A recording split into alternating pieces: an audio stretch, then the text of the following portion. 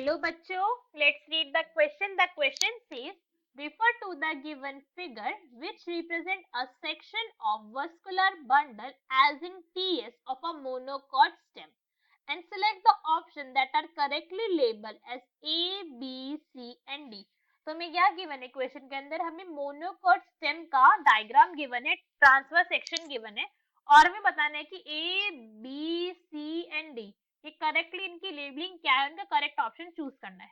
So now let's solve the question. हम एक एक करके फिगर को ऑब्जर्व करेंगे और फिर हम बताएंगे कि क्या है. तो सबसे पहले हमें क्वेश्चन के अंदर क्या गिवन है कि मोनोकॉट स्टेम है. मोनोकॉट स्टेम, तो हमें सबसे पहले मोनोकॉट स्टेम की क्या पता होनी चाहिए, कैरेक्टरिस्टिक्स पता होनी चाहिए. यही क्या है हमारा की कंसेप्ट क्वेश्चन को सॉल्व करने का. की कंसेप्ट क्या है कि हमें मोनोकॉट स्टेम के कैरेक्टरिस्टिक्स पता होने चाहिए, तभी तो हम आइडेंटिफाई कर पाएंगे कि कौन सी चीज क्या है. सो नाउ लेट्स सी. सबसे पहले मोनोकॉट स्टेम का कैरेक्टरिस्टिक्स क्या होता है, दैट जो वस्कुलर बंडल है वो स्कैटर्ड होते हैं. स्कैटर्ड होते हैं वस्कुलर बंडल, कोई भी रिंग फॉर्मेशन नहीं है जैसे डाइकॉट के अंदर होता है. और जो वस्कुलर बंडल है वो कैसे हैं, हमारे क्लोज्ड वस्कुलर बंडल है.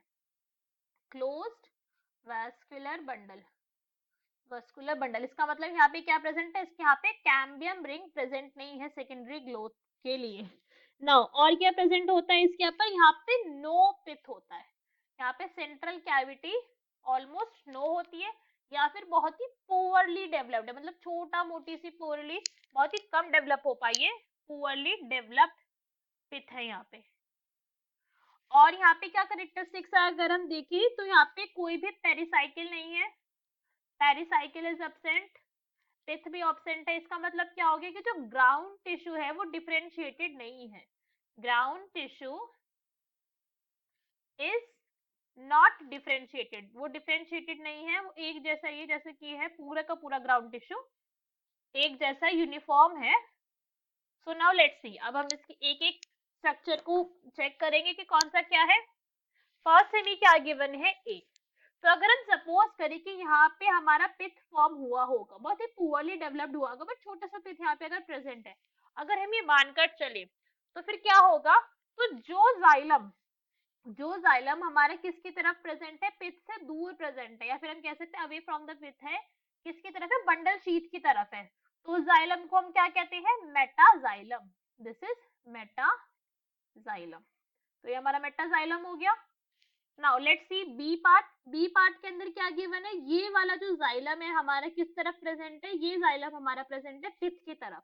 तो जो जाइलम पिथ के पास प्रेजेंट होते हैं हम उसे क्या कहते हैं, प्रोटोजाइलम. तो this is protoxylem. Now let's see C part. C के अंदर हमें क्या गिवन है, सी के अंदर हमें कैविटी प्रेजेंट है, राइट. अगर ये कैविटी है तो ये किसकी तरफ प्रेजेंट है, ये अभी कैविटी हमारी पिथ की तरफ प्रेजेंट. तो ये तो कौन सी कैविटी आएगी, प्रोटोजाइलम की कैविटी है ये. Protoxylem cavity. कैविटी क्या होता है, एम्प्टी स्पेस होता है, ये कैविटी ही है सारी.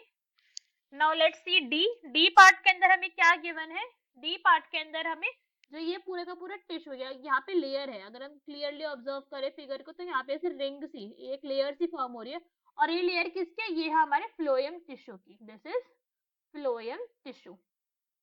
So from this what we can say that our correct answer is C, that is A metaxylem vessel, B protoxylem vessel, C protoxylem vessel cavity and D phloem. So our correct answer is C. Hope you understood it well. Best of luck. Thank you.